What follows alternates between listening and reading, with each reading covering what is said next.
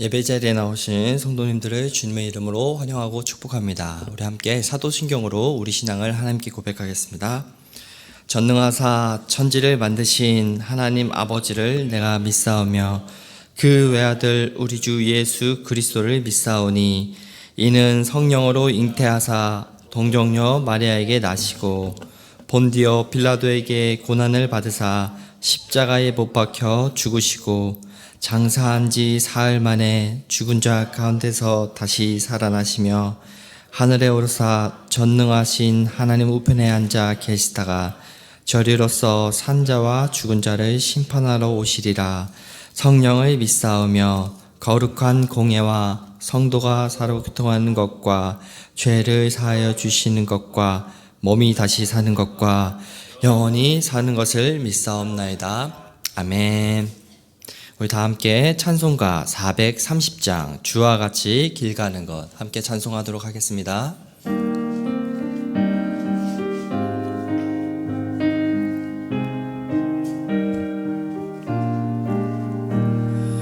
주와 같이 길 가는 것 즐거운 일 아닌가. 우리 주님 걸어가신 발자취를 밟겠네.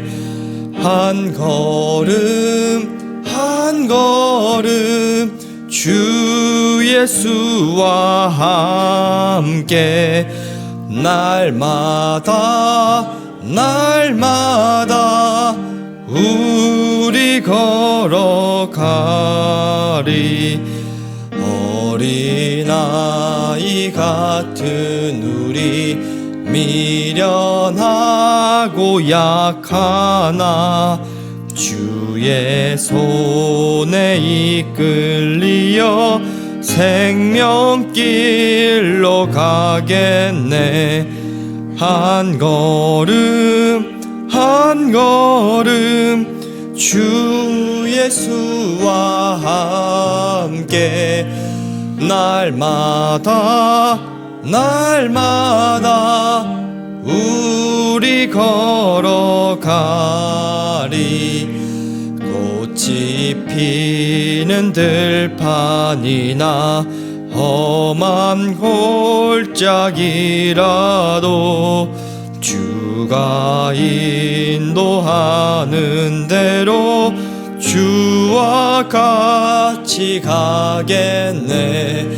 한 걸음 한 걸음 주 예수와 함께 날마다 날마다 우리 걸어가리. 옛 선지자의 녹같이 우리들도 전국에 들려 올라갈 때까지 주와 같이 걷겠네. 한 걸음 한 걸음 주 예수와 함께 날마다 날마다 우리 걸어가리. 아멘. 오늘 함께 볼 말씀은 창세기 12장 1절부터 9절 말씀입니다. 창세기 12장 1절부터 9절 말씀, 제가 가진 구약성경으로는 14페이지에 있습니다. 다 찾으신 줄 알고 한 절씩 교독으로 읽고 마지막 9절은 같이 읽도록 하겠습니다. 여호와께서 아브라함에게 이르시되 너는 너의 고향과 친척과 아버지의 집을 떠나 내가 내게 보여줄 땅으로 가라. 민족을 이루고 내게 복을 주어 내 이름을 창대하게 하리니 너는 복이 되. 너를 축복하는 자에게는 내가 복을 내리고 너를 저주하는 자에게는 내가 저주하리니 땅의 모든 족속이 너로 말미암아 복을 얻을 것이라 하신지라. 이에 아브라함이 여호와의 말씀을 따라갔고 롯도 그와 함께 갔으며 아브라함이 하란을 떠날 때에 75세였더라. 아브라함이 그의 아내 사레와 조카 롯과 하란에서 모은 모든 소유와 얻은 사람들을 이끌고 가나안 땅으로 가려고 떠나서 마침내 가나안 땅에 들어갔더라. 아브라함이 그 땅을 지나 세겜 땅 모래 상수리 나무에 이르니 그때 가나안 사람이 그 땅에 거주하였더라. 여호와께서 아브라함에게 나타나 이르시되 내가 이 땅을 내 자손에게 주리라 하신지라. 자기에게 나타나신 여호와께 그가 그곳에서 제단을 쌓고 거기서 베델 동쪽 산으로 옮겨 장막을 치니 서쪽은 베델이요 동쪽은 아이라. 그가 그곳에서 함께 제단을 쌓고 여호와의 이름을 부르더니 점점 남방으로 옮겨갔더라. 아멘. 창세기는 크게 두 구조로 생각해 볼 수 있습니다. 1장부터 11장까지의 내용과 12장부터 50장까지의 그 내용. 창세기 1장부터 11장까지는 주로 큰 사건들이 전개되는 것을 저희는 살펴볼 수 있었습니다. 하나님께서 세상을 이제 창조하시고 하나님과 피조물들이 이제 안식 가운데 머무르고 하나님의 형상을 한 인간을 대리 통치자로 하나님께서는 세우셨습니다. 하지만 인간이 하나님께 불순종함으로 하나님의 진노와 저주가 그 인류 안에 머물게 되었습니다. 아담의 불순종으로 죄가 모든 인간에게 들어오고 그로 인해서 피조 세계의 그 질서는 망가졌습니다. 하나님께서는 망가진 그 질서를 회복시키고자 때로는 심판과 그리고 구원이라는 두 가지의 그 방식으로 인류에게 다가오셨습니다. 홍수 심판 이후에는 노아와 언약을 맺으셨고 앞에 11장에 있는 바벨탑 사건 이후에 이제 시간이 흐른 후에는 아브라함을 부르시며 그와 약속하는 것으로 12장의 그 말씀은 전개가 됩니다. 그리고 그 하나님의 약속은 하나님의 명령으로부터 시작이 됩니다. 하나님께서는 아브라함에게 그의 안식처가 되었던 고향과 친척과 아버지의 집을 떠나라고 명령하시며 자신이 보여줄 땅으로 가라고 말씀하십니다. 현재 하나님께서는 아브라함에게 이 땅이 구체적으로 어떤 땅인지를 알려주시지 않으셨습니다.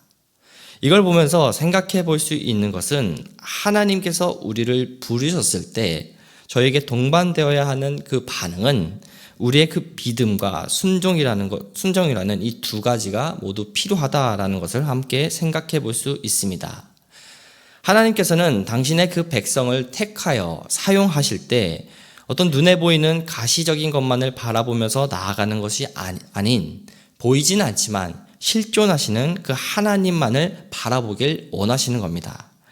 하나님만을 바라보길 원하며 내가 의지했던 것들 내려놓고 하나님만을 바라보면서 그것을 훈련하도록 하나님은 그렇게 우리를 훈련시키시는 겁니다. 본문 1절만 놓고 보면 하나님은 무모한 분이라고 생각할 수 있지만 항상 저희가 성경을 보면은 하나님의 말씀 뒤에는 그 순종하는 삶 뒤에는 순종함으로 얻게 되는 그 유익, 복도 함께 약속하십니다. 본문 2절 말씀입니다. 내가 너로 큰 민족을 이루고 내게 복을 주어 내 이름을 창대하게 하리니 너는 복이 될지니라. 하나님께서는 아브라함에게 크게 네 가지를 약속하시며 축복하십니다. 하나님께서는 먼저 아브라함에게 먼저 축복하신 것은 약속하신 것은 큰 민족입니다. 큰 민족을 이룬다라는 이 말은 사실 앞에 전제하는 것이 있습니다. 바로 땅을 차지하는 것을 전제로 합니다. 즉, 땅, 자손, 유산이 커다란 그 자리를 차지했던 그 당시 문화적 배경을 감안했을 때 이 약속은 굉장히 큰 축복이고 약속인 것을 알 수 있습니다. 두 번째로 이제 아브라함에게 복을 주겠다라는 그 표현을 하십니다. 창세기 1장부터 11장까지 복을 준다라는 그 표현이 5번 정도 등장하고 있는데 오늘 본문 그 12장 1절부터 3절에 불과 그 3절밖에 안 되지만 이 본문에서도 동일하게 5번 정도가 이 표현이 사용되는 것을 볼 수 있습니다. 이것은 이 본문들을 서로 연결하기 위함임을 한번 생각해 볼 수 있습니다. 그래서 이 복은 크게 3가지 의미로 말해보면은 번영, 그리고 다산과 번성, 그리고 마지막으로 세 번째는 승리를 생각해 볼 수가 있습니다. 세 번째 축복은 큰 이름을 창대하게 하리니 라는 그 말씀입니다. 아브라함의 그 영향력이 시대와 장소를 초월하면서 세상에 펼쳐 나갈 것을 뜻합니다. 아이러니한 것은 앞의 장인 11장에서 바벨탑을 쌓았던 사람들이 자신들의 그 이름을 남기기 위해서 하나님의 그 권위에 도전하는 그런 죄악된 일을 펼쳤는데요. 바벨탑을 쌓은 사람들이 하나님을 거역하면서까지 추구하게 했던 그 명예가 오히려 아브라함에게 주어지는 그런 역설적인 현상을 보게 됩니다. 이것을 통해서 알 수 있는 것은 명예라는 그것은 우리 스스로가 애쓴다고 세워지는 것이 아니라 전적으로 하나님께서 높이시기도 하고 낮추시기도 한다는 것을 저희는 묵상해 볼 수 있습니다. 네 번째 약속은 이제 복의 근원이 된다라는 그 말씀인데요. 아브라함이 복의 근원이 어떻게 되는지를 구체적으로 이제 3절에서 설명하고 있습니다. 본문 3절 말씀입니다. 너를 축복하는 자에게는 내가 복을 내리고 너를 저주하는 자에게는 내가 저주하리니 땅의 모든 족속이 너로 말미암아 복을 얻을 것이니라 하신지라.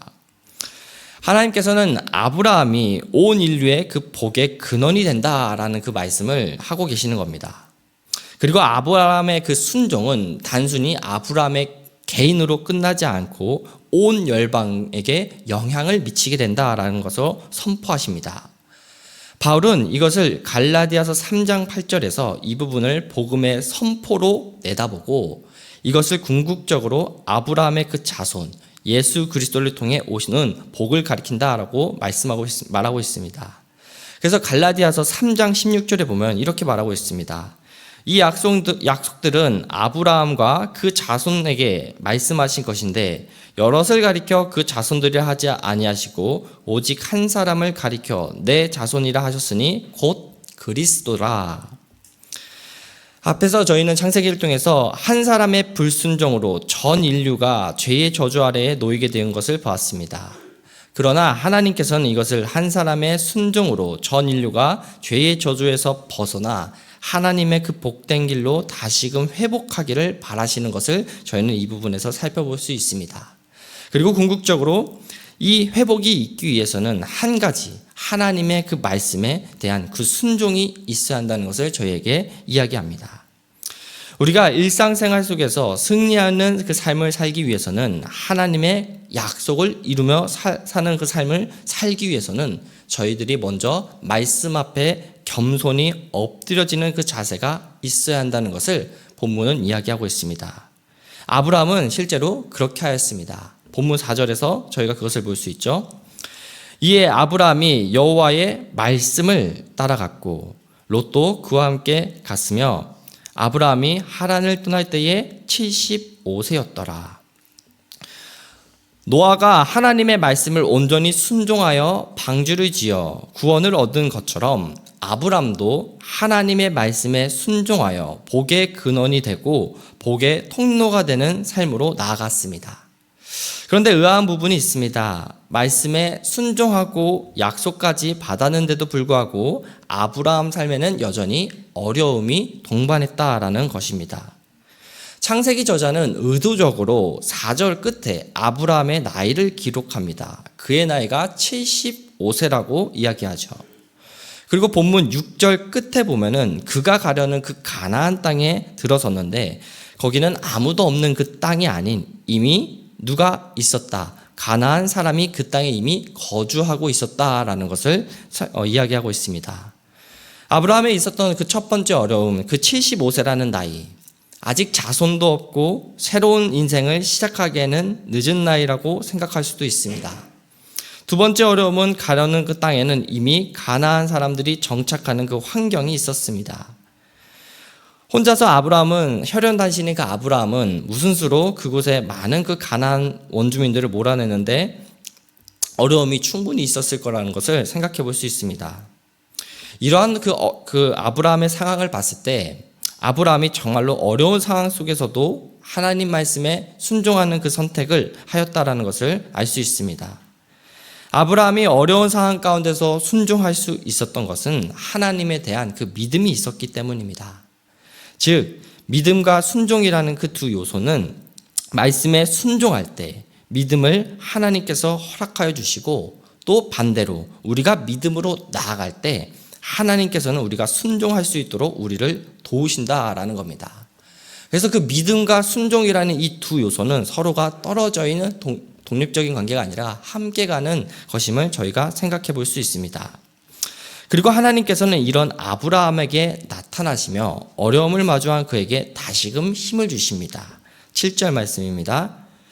여호와께서 아브라함에게 나타나 이르시되 내가 이 땅을 내 자손에게 주리라 하신지라. 자기에게 나타나신 여호와께 그가 그곳에서 제단을 쌓고. 하나님께서 아브라함에게 나타나셨다라는 것은 아브라함이 하나님의 인도를 받고 있다라는 것을 다시금 확인시켜 주는 겁니다. 흥미로운 것은 1절에서 땅을 약속하실 때 보여줄 땅이라는 그 단어를 사용하는데요. 7절에서는 아브라함에게 땅을 주시겠다는 그 약속으로 더 구체화된다는 것을 보게 됩니다. 이는 아브라함이 움직일 때, 순종할 때 보여주다가 주다로 더 선명해진다라는 것은 저희가 생각해 볼 수 있습니다. 즉, 우리가 하나님 말씀에 따라 순종하는 그 삶을 한 걸음 한 걸음 걸어갈 때에 하나님께서는 우리의 그 보이지 않는 그 길을 점점 선명하게 인도해 주신다라는 것을 우리가 생각해 볼 수 있습니다. 그리고 하나님께서는 정말로 그 순종의 그 삶을 살아가는 아브라함의 그 삶 가운데 약속을 성취하셨습니다. 말씀을 맺겠습니다. 사랑하는 성도 여러분, 하나님께서 우리에게 바라시는 것은 말씀에 대한 그 순종하는 그 삶입니다. 그래서 사무엘상에 보면은 하나님께서 순종이 제사보다 낫다라고 사무엘상에서 하나님께서 말씀하시지요. 우리가 말씀을 읽고 우리가 때로는 이해되지 않고 도저히 납득이 되지 않더라도 우리는 그 하나님 말씀에 순종하는 그 삶을 살아가야 합니다.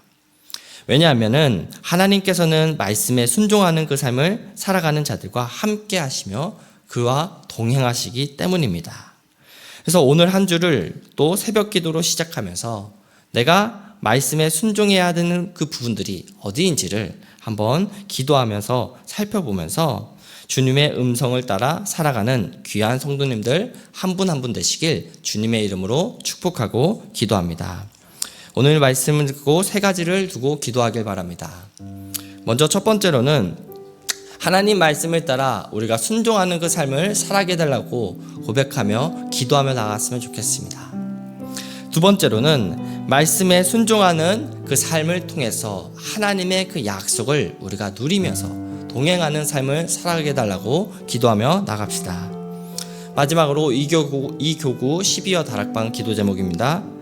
말씀 읽기와 기도 생활이 더욱 깊어지게 하시고 서로에게 선한 영향력을 끼치며 주님의 몸된 지체임을 늘 자각하며 살아가게 하소서. 우리 이 세 가지 기도 제목을 갖고 함께 기도하며 나아가겠습니다. 하나님 아버지, 오늘도 저희를 기도의 자리로, 예배의 자리로 불러주심에 감사함을 드립니다. 하나님, 이 시간 저희가 다시 한번 기도하며 나아갑니다. 아브라함이 어려운 상황 가운데서도 하나님에 향한 그 믿음을 갖고 순종하는 그 삶을 갖고 계속 나아갔듯이 하나님, 저희의 삶 가운데 어려움이 있더라도 끊임없이 하나님을 바라보면서 나아가는 그 순종의 삶들이 있을 수 있도록 저희들 가운데 함께하여 주시옵소서.